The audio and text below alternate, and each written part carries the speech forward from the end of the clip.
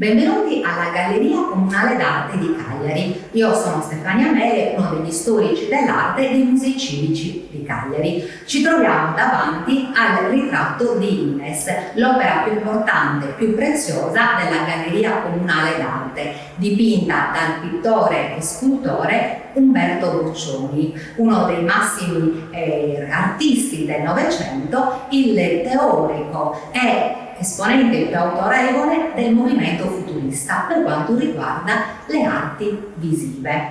L'opera fa parte della collezione di Francesco Paolo Ingrao, una delle collezioni permanenti dei Musei Civici di Cagliari.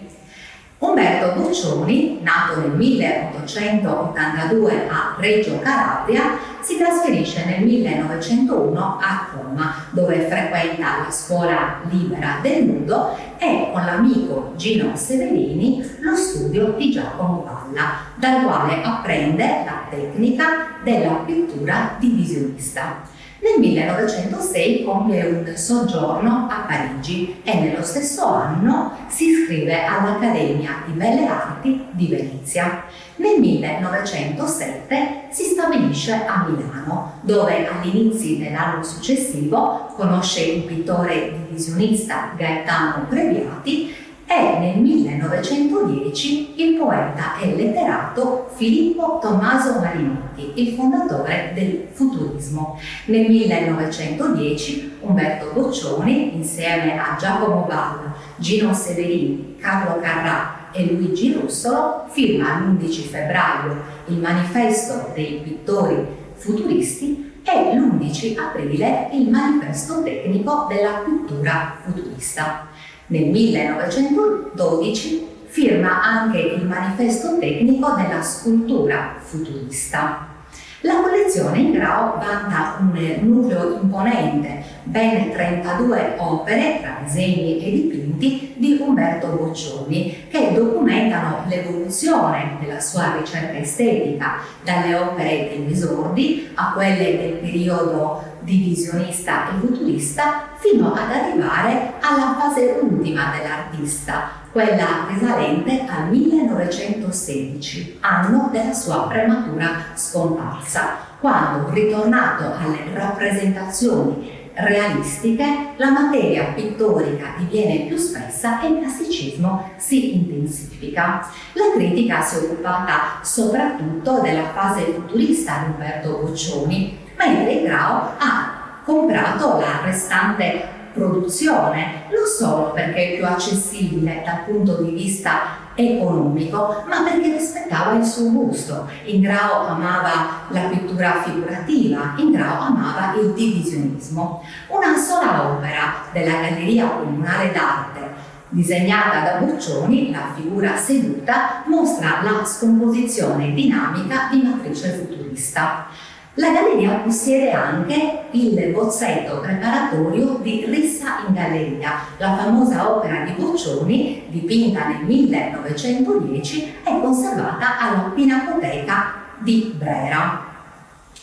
Il ritratto di Ines è un olio su tela dipinto da Boccioni tra il 1908 e il 1910 e, come possiamo vedere, firmato in basso. L'opera è un dipinto pre-futurista di qualità straordinaria che nei colori denuncia la vicinanza in quel momento all'avanguardia espressionista. Il dipinto è dominato dalle pennellate divisioniste e dalla coppia dei complementari rosso e verde e mostra un iniziale dinamismo.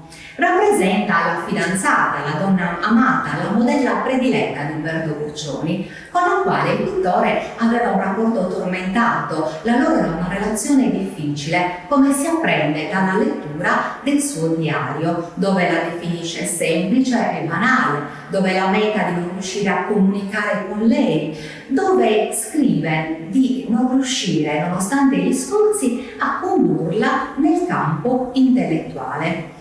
Eppure Ines, riconoscibile dal naso pronunciato e dagli occhi chiari, è dipinta in posizione altera, severa, sembra quasi idealizzata. La donna è ripresa in movimento e il movimento nell'opera è dato dalle pennellate filamentose e oblique. Sembra essere in passeggiata e sembra compiere una rotazione con il busto mentre infila la mano nella giacca.